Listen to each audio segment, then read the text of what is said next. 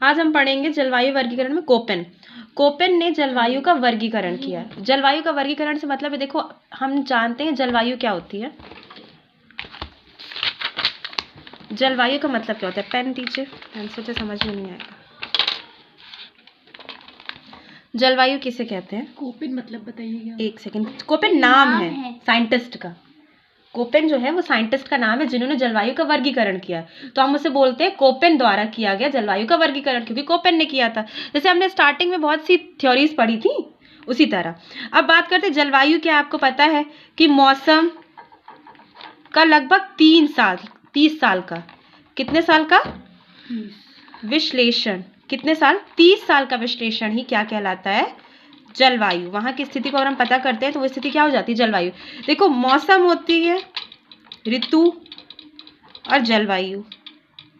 मौसम की क्या स्थिति होती है? मौसम वो होता है जो परिवर्तित होता रहता है, जैसे सुबह कुछ है और शाम को कुछ और है।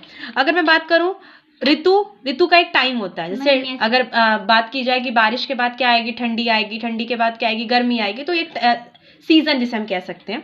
लेकिन जलवायु क्या है? जलवायु कहते हैं मौसम का और ऋतु को मिला के 30 साल का अगर हम विश्लेषण करते हैं तो वो क्या पता चलती है, हमारी जलवायु की स्थिति।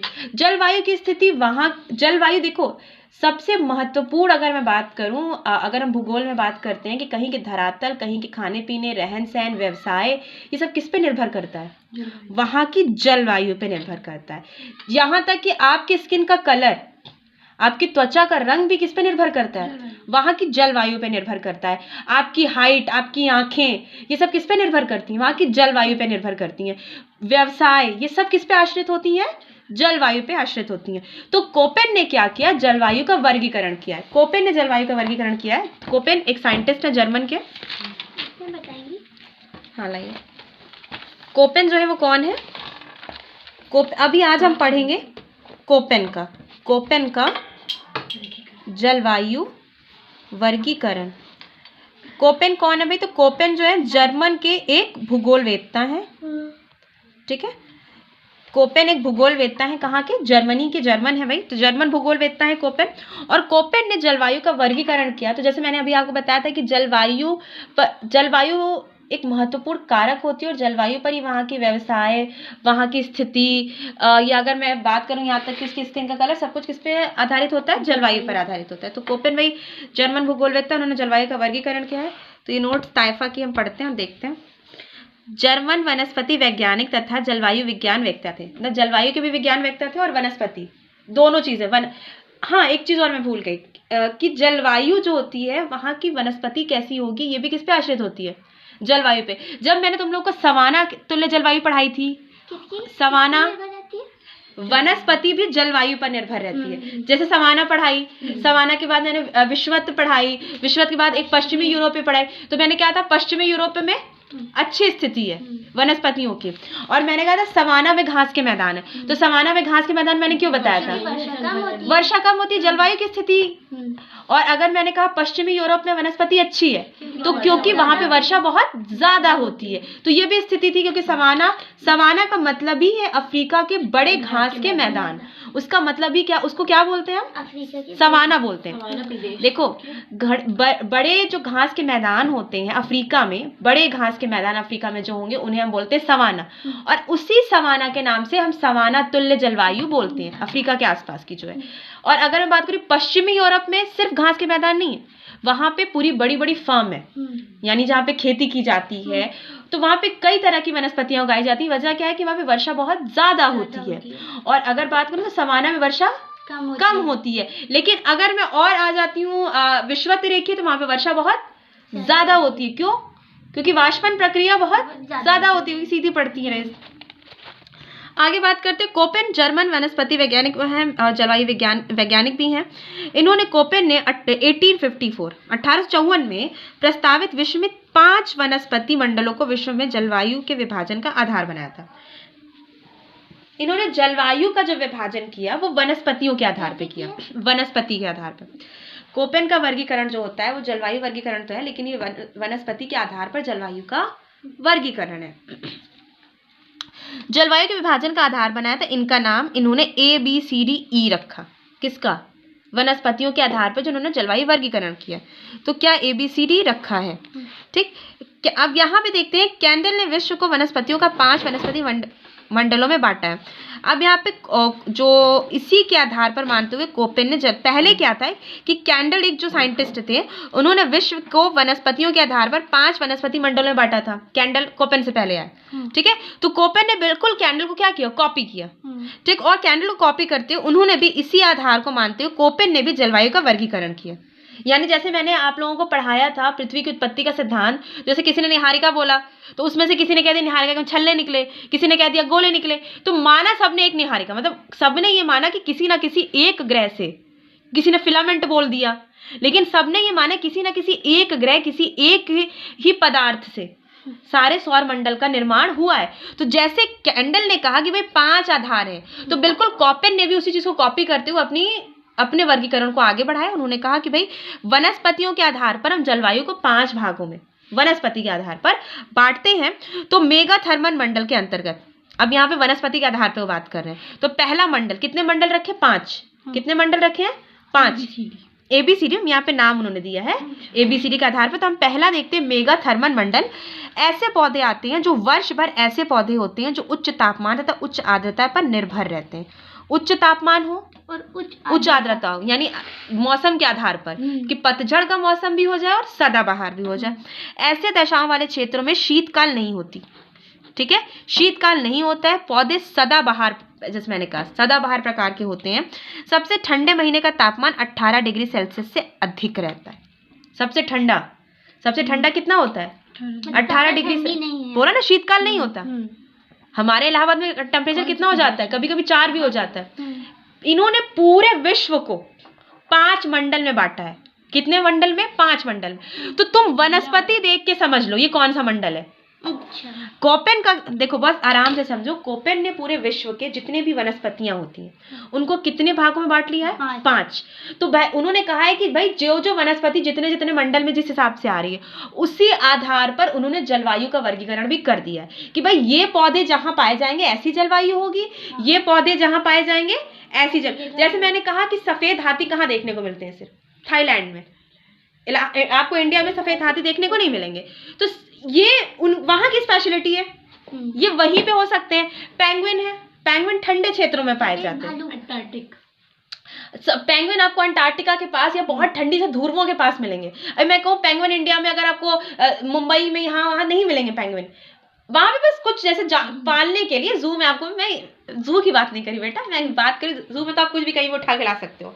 जैसे मैं बात करूं जो लॉयंस होते हैं, जैसे अगर मैं कहूँ बब्बर शेर जिसे बोला जाता है, वो कहाँ तुम्हें मिलेंगे, ज्यादातर अफ्रीका की कंट्री, अफ्रीका की जो एकदम रेगिस्तानी कंट्री होगी या जहाँ पे, हाँ। तो ऐसे जू की बात नहीं कर रही मैं स्पेशलिटी की बात कर रही हूँ कि जो चीजें जहाँ पे फेमस है जहाँ की, जैसे सफेद भालू हो गया या सफेद हाथी हो गया, तो वो अगर मैं कहूँ कोई पेड़ है या कोई फल है वो उसी जगह पे होता है, उसकी वही खासियत है। तो ये आधार हम मानते हैं किस चीज का, जलवायु के वर्गीकरण के आधार पर ही कोपेन ने क्या किया कि 5 वर्गों में इसको बांट लिया है। पहला मेगाथर्मल मंडल, जिसमें मैंने कहा कि 18 डिग्री से कम, 18 डिग्री से और ज्यादा कम नहीं होगा क्योंकि शीतकाल नहीं होता। बहुत ज्यादा से ज्यादा टेम्परेचर गिरेगा तो कितना गिरेगा, 18 डिग्री। तो भाई ऐसा मौसम होगा तभी तो सदाबहार वन होंगे, क्योंकि अगर बहुत ठंडी हो जाएगी तो पत्तियां, तो कैसे पेड़ होंगे बताओ, सूख जाएंगे। कभी पहाड़ी क्षेत्र में जहां बहुत ठंडी होती है वहां शंकुआकार पेड़ देखे जी, इन पेड़ों को क्या बोलते हैं, शंकुआकार वृक्ष। भाई ये कैसे होते हैं, ऐसे वृक्ष होते हैं, पहाड़ों पे देखने को मिलते हैं। क्रिसमस ट्री, देवदार का, ऐसे वृक्ष क्यों होते हैं, इन्हें हम शंकुआकार वृक्ष बोलते हैं। ये ऐसे क्यों होते हैं, ये तुम्हें धरातल पे, अगर मैं बात करूं मैदानी क्षेत्रों में देखने को नहीं मिलेंगे, ये तुम्हें मिलेंगे पहाड़ों पे। ये वनस्पति वहीं के लिए है, क्यों है, क्योंकि इनकी पत्तियां बहुत मोटी और चिकनी होती हैं और इसका जो तुम शेप देख रही हो, आकार देख रही हो, ये ऐसा बना है कि बर्फ अगर इस पे आती है तो इस पे रुकेगी नहीं, इस पे क्या हो जाएगी, स्लिप कर जाएगी, नीचे की तरफ गिर जाएगी, जिससे पत्तियां सड़ेंगी नहीं और ये पेड़ काफी लंबे टाइम तक चल सकता है। तो इसी चीजों को ध्यान में रखते हुए कोपेन ने वनस्पतियों के आधार पर जलवायु का वर्गीकरण किया है। उन्होंने पहले जो रखा है वो मेगा थर्मल मंडल रखा है, जहां पे वो कहते हैं कि शीतकाल नहीं है यानी ठंडी नहीं है और टेम्परेचर 18 डिग्री सेल्सियस से 18 डिग्री सेल्सियस से नीचे नहीं जाएगा, ऊंचा जाएगा, इससे ऊंचा जा सकता है 20, 25, 30 जाएगा, लेकिन 18 डिग्री से नीचे नहीं जाएगा। तो यहाँ पे जो वृक्ष पाए जाएंगे वो सदाबहार होंगे। ये वाले वृक्ष नहीं है, ये तो पहाड़ी क्षेत्रों में जो सदाबहार के फूल, सदाबहार वृक्ष होते हैं बेटा, जो लगभग हरे रहते हैं हर मौसम में। ठीक है, अब बात करते हैं जेरोफाइटिक मंडल, ऐसे पौधे जो गर्म एवं शुष्क दशाओं में पनप सकें और इस तरह की पौधों में शुष्कता को सहन करने के लिए अनुकूल विशिष्टताएं होती हैं। अब देखो यहाँ पे ऐसे पौधे होते हैं जो ठंडी में भी सरवाइव कर जाते हैं और गर्मी में भी सरवाइव कर जाते हैं। इसी दशाओं वाले वृक्षों में वर्षा से वाष्पीकरण अधिक होता है। ये जो पेड़ होते हैं इनमें वाष्पीकरण प्रक्रिया बहुत तेजी से होती है, अर्थात क्योंकि इनकी स्थिति ऐसी होती है कि अपने आप को हर परिस्थिति में क्या कर लेते हैं, ढाल लेते हैं। मैंने कहा कि ये वाले पेड़ जो हैं, अगर इन पेड़ों को मैं गर्मी की स्थिति में ला दूं तो ये सूख जाएंगे, क्योंकि इनको ठंडे में रहने की स्थिति पता है। लेकिन ये वाले जो वृक्ष होंगे जेरोफाइटिक मंडल में जो होंगे, ऐसे पौधे आते हैं जो गर्म एवं शुष्क दशा में पनप सके और इस तरह के पौधों में शुष्कता को वेरी गुड, बहुत अच्छा तुमने कहा, शुष्कता को सहन करने की अनुकूल विशिष्टताएं होती हैं। क्यों? क्योंकि इनको पानी बहुत ज्यादा नहीं चाहिए, इनको पानी नहीं चाहिए। जैसे नागफनी अक्सर देखा है तुमने, ऐसे में कटीले पौधे बहुत आते हैं। एलोवेरा को पानी चाहिए होता है बेटा। कटीले पौधे का मतलब है जो तुम्हें रेगिस्तानों में देखने को मिलते हैं। अक्सर तुम लोगों ने न्यूज़ पे डिस्कवरी वगैरह देखा होगा तो बहुत दूर पे कुछ वनस्पतियां दिखेंगी हरी हरी, लेकिन वो कुछ ऐसी वनस्पति नहीं तुम्हें वहां पे आम के पेड़ दिख जाए, सेब के पेड़ दिख जाए, नहीं, तुम्हें वहां पे तुम्हें कैक्टस दिखेगा या नागफनी, ऐसे पेड़ दिखेंगे। अच्छा ये बताइए कि ये पेड़ क्यों सरवाइव कर पाते हैं? कि बिना पानी के ये अगर मैं बोलूं कि जो सही नहीं, दूसरा मंडल, पहला तो मेगा थर्मल मंडल, दूसरा उनका जो मंडल है उसमें वो उस पौधों को रखते हैं जो पौधे बहुत ज्यादा शुष्क जमीनों पर पनप सकते हैं। तो इसमें कैक्टस के साथ और क्या हो गया, नागफनी वगैरह, जो कांटे वाले पेड़ होते हैं। एक्चुअल में बेटा इन पेड़ों की जड़ें बहुत लंबी होती हैं और ये कम पानी में सरवाइव करती है और बहुत नीचे तक जाके ये पानी ढूंढ लेती हैं किसी ना किसी तरह से, हाँ, जड़ों से, और इनको बहुत पानी की जरूरत भी नहीं होती। तो ये तुम्हारा दूसरा मंडल हो गया। पहला मंडल है हमारा मेगा थर्मल मंडल, दूसरा है जेरोफाइटिक मंडल। अब तीसरा मंडल देखते हैं, मेसोथर्मल मंडल। इसमें ऐसे समूह की वनस्पतियां जो ताप एवं वर्षा के साथ अनुकूलित हो और सबसे सर्द महीने का तापमान 18 डिग्री सेल्सियस से कम परंतु 3 डिग्री सेल्सियस से अधिक होता है। भाई बहुत ठंडा वाला एरिया है। पहले उन्होंने मीडियम रखा, यानी गर्मी रहेगी लेकिन बहुत गर्मी नहीं रहेगी। सेकंड में जेरोफाइटिक में उन्होंने रखा जिसमें बहुत गर्मी रहेगी, इसमें वो बोल रहे 3 डिग्री यानी बहुत ठंडी, 3 डिग्री टेम्परेचर जानती हो, बहुत ठंडी की स्थिति। तो इसमें वो पौधे जबकि सबसे गर्म महीने का औसत तापमान 22 डिग्री रहेगा और सबसे ठंडे यहाँ पे वो बोल रहे 18 डिग्री। तो भाई यहाँ पे 22 डिग्री भी ठंडी होती है, एक तरह से 22 डिग्री भी ठंडी की स्थिति है। यानी कि यहाँ पे वो वनस्पतियां होंगी जो ताप एवं वर्षा के साथ अनुकूलित हो। ताप कौन सा ताप भाई? कम होते हुए ताप में, बढ़ते हुए ताप की बात नहीं कर रही। ताप कौन सा ताप होगा? ठंडी का कम, ठंडी में कम। 3 डिग्री पहुंच गया ना, कभी कभी टेम्परेचर क्या हो रहा है, 3 डिग्री पहुंच रहा। तो उन वनस्पतियों को रखते हैं। कौन सी आएगी? इसमें वो पौधे जैसे मैंने अभी बोला तुम्हें, सदाबहार नहीं, शंकु आकार वृक्ष, कोड़धारी वृक्ष जो 3 डिग्री में भी सरवाइव कर जाते हैं, जो देवदार के वृक्ष जो बर्फ गिरती रहती है फिर भी वो सड़ते नहीं हैं, ऐसे पौधे। अब बात करते हैं माइक्रोथर्मल मंडल। इस मंडल में ऐसे पौधे आते हैं जिसमें सबसे ठंडे महीने का तापमान 10 डिग्री सेल्सियस से अधिक परंतु 12 डिग्री सेल्सियस से कम रहता है। इस मंडल के अंतर्गत उत्तरी पतझड़ एवं स्टेपी वनस्पति, स्टेपी घास के मैदान होते हैं। स्टेपी क्या होती है? एक तरह की घास के मैदान होती है। वही वाले आ गए, कौन वाले? जो हमने सवाना पढ़ा था, जहाँ पे बहुत ठंडी भी नहीं है, बहुत गर्मी की स्थिति भी नहीं मिलेगी हमें, मीडियम स्थिति। पश्चिमी यूरोप में तो ठंडी हो गई। और अगर मैं बात करूं विषुवत रेखीय, तो बहुत गर्मी वाली स्थिति हो गई। तो ये जो सवाना वाले स्टेपी वाले जो हो गए, स्टेपी भी घास के मैदान को ही कहा जाता है। अब बात करते हैं, कंडीशन है यहाँ पे 10 डिग्री से 12 डिग्री सेल्सियस टेम्परेचर होगा हमारा। और यहाँ टेम्परेचर इंपॉर्टेंट है, अच्छा इन्होंने टेम्परेचर के अकॉर्डिंग बांटा है, ठीक है। और वो नहीं मतलब मैम स्थिति स्थिति, इन्होंने कहा कि भाई इतना टेम्परेचर जहां जहां है वहां पे समझ लो ये वनस्पतियां हैं, तो वहां की जलवायु फिर ऐसी हो जाएगी। अब बात करते हैं हम जैसे कि हेक्सोथर्मल मंडल। इस मंडल में ऐसे पौधे आते हैं जो टुंडा प्रदेश की सतत हिम, अब यहाँ पे भैया वो वाला आ गया, कौन वाला, टुंडा टैंगा, 6 महीना ठंडी 6 महीना गर्मी, यानी जम जाए वो कंडीशन आ गई। मतलब उत्तरी ध्रुव और दक्षिणी ध्रुव का एकदम लास्ट छोर टुंडा और टैंगा प्रदेश में, जहां पत्तियां बहुत मोटी होती हैं। तुम अगर कभी हाथ से पकड़ोगे तो जैसे लगेगा तुम कोई मखमल का कपड़ा पकड़े हो हाथ में। पत्तियां इतनी मोटी और इतनी चिकनी होती हैं, और पेड़ एकदम जैसे सीधे, और जैसे मैंने कहा शंकु आकार, तो उनमें भी दूरी बहुत ज्यादा होती है। तुम्हें एक जगह झुंड के हिसाब से नहीं मिलेंगे, दूर दूर पे कुछ मिलेंगे, या कुछ ऐसे मिलेंगे जो एक झुंड में होंगे, लेकिन तुम कहो जंगल जैसे हो तो वनस्पति वैसे नहीं मिलेगी तुम्हें। पूरा तुम्हें जैसे कहूँ मैं, जैसे क्रिसमस ट्रीज में अगर मैं बात करूँ कि लोग जाते हैं पहाड़ों पे काटने के लिए इसको, तो बहुत ठंडा क्षेत्र होता है। तो टुंगा और टैंडा प्रदेश में पहले तो वनस्पतियां बहुत नाम मात्र, ना के बराबर, जीरो, और जो तुम्हें मिलेंगी उनकी पत्तियां बहुत मोटी और बहुत चौड़ी मिलेंगी। तो पानी की जरूरत नहीं होती। पानी, तुम क्या बात कर रही हो, वो ठंडे क्षेत्र में वहाँ पानी ही पानी है। वहां मतलब वहां पे गर्मी की इनको जरूरत नहीं होती। जैसे हम जब पढ़ते हैं तो हम पौधों को क्या देखते हैं कि सूरज की रोशनी चाहिए, सूरज की रोशनी चाहिए, मिट्टी चाहिए, पानी चाहिए, लेकिन कुछ वनस्पतियां कुदरत ने ऐसी बनाई हैं जिनको उस जगह के लिए उनको इतनी ही चीजें मिलेंगी, उनको उसी में सरवाइव करना है।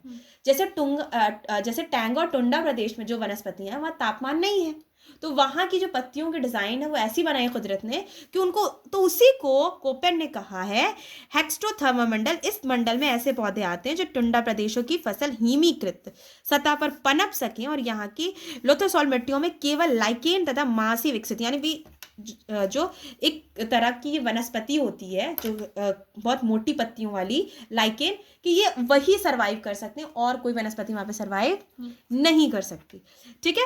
अब इन्हीं मंडलों के आधार पर कोपेन ने जलवायु को 5 प्रकार में, ए जलवायु, जिसमें यही मंडल उन्होंने जलवायु के रूप में देख ली है कि ए जो जलवायु होती है ये शीत रहित उष्ण कटिबंधीय आर्द्र जलवायु, बहुत स्पेलिंग मिस्टेक है, जलवायु वर्ष भर आर्द्र एवं गर्म दशाएं रहेंगी, और औसत वार्षिक तापमान सदा 18 डिग्री सेल्सियस ही रहेगा। तो तुम एक काम कर सकते हो, जब तुम कोपेन का आंसर लिखो तो तुम जब याद करोगे तो तुम जोड़ लो कि भाई इस जलवायु में ये वनस्पति आ रही है। तुम दोनों को साथ में भी लिख सकती हो, तो उसके अच्छे और मार्क्स मिलेंगे। जैसे तुम इसका टेम्परेचर देख के 18 डिग्री सेल्सियस, अभी यहाँ पे मैंने पढ़ाया ना कहीं पे, ये वाला, तुम इसको इसके साथ ऐड कर सकती हो जेरोफाइटिक, क्योंकि भाई इस जलवायु में ये वाला मंडल आ रहा है, ए जलवायु उन्होंने रखा है, तो ए जलवायु में ये वाला मंडल आ रहा है, क्योंकि ये क्या बोल रहे हैं कि यहाँ पे उष्ण कटिबंधीय आर्द्र जलवायु वर्ष भर, और यहाँ पे तापमान सदा 18 डिग्री सेल्सियस से अधिक रहता है। अच्छा, पहले वाले का ये वाला है, दूसरे वाले का ये वाला है ना, नहीं सॉरी, पहले वाले का, सॉरी 18 डिग्री सेल्सियस से अधिक रहता है। तो तुम इसको भी उनके साथ मतलब ज्वाइन करके लिख सकती हो। अब बी जलवायु गर्म शुष्क जलवायु, जहाँ वाष्पीकरण वर्षा से अधिक होता है और वर्ष भर लगातार नमी की कमी रहती है। भाई कैक्टस सेकंड वाला, जेरोफाइटिक। आप बता दे फिर ये क्यों बोल रहे हो? तो उन्होंने जलवायु बांट दी ना, वनस्पति इधर बांटी, वनस्पति के आधार पर इन्होंने जलवायु बांट दी कि इसमें कौन से आएंगे, शुष्क जलवायु वाष्पीकरण, इसमें कैक्टस वाले, ठीक। सी सामान्य शीत ऋतु वाले, जैसे मैंने इसको बताया, ऐसे बनाएंगे, जिसमें हम देख सकते हैं कि तापमान 18 डिग्री से कम परंतु 3 डिग्री, मतलब ऐसे इस प्रकार के। अब मध्य अक्षांशीय शीत एवं जलवायु शीत सामान्य, जहां पे ठंडी की स्थिति होगी, यानी 10 डिग्री से अधिक परंतु 12 डिग्री सेल्सियस से कम रहता है। इसमें पतझड़ की स्टेपी वनस्पतियां, घास के मैदान तरह अगर बात करते हैं तो। इसमें ध्रुवीय जलवायु ग्रीष्म ऋतु अनुपस्थित रहती है। वही ग्रीष्म ऋतु, बहुत स्पेलिंग मिस्टेक है ताइफा, ग्रीष्म ऋतु बहुत ज्यादा है ही नहीं, ध्रुवों पे ग्रीष्म ऋतु की स्थिति है ही नहीं। वहां ज्यादातर कौन सी स्थिति मिलेगी हमें, शीत की, तो ग्रीष्म की स्थिति है ही नहीं, अनुपस्थित रहती है। सबसे गर्म महीने का औसत तापमान कितना है, 10 डिग्री सेल्सियस। सोचो, मैं टुंडा और टैंगा की 10 डिग्री ठंडी है, गर्मी है सॉरी, तो सोचो ठंडी क्या होगी, माइनस में जाती है, माइनस में जाती है वहां पे, ठीक, समझ में आया? तो कोपेन ने इस तरह से बांटा है, वनस्पति के आधार पर उन्होंने जलवायु का वर्गीकरण किया। मैम टुंडा में कौन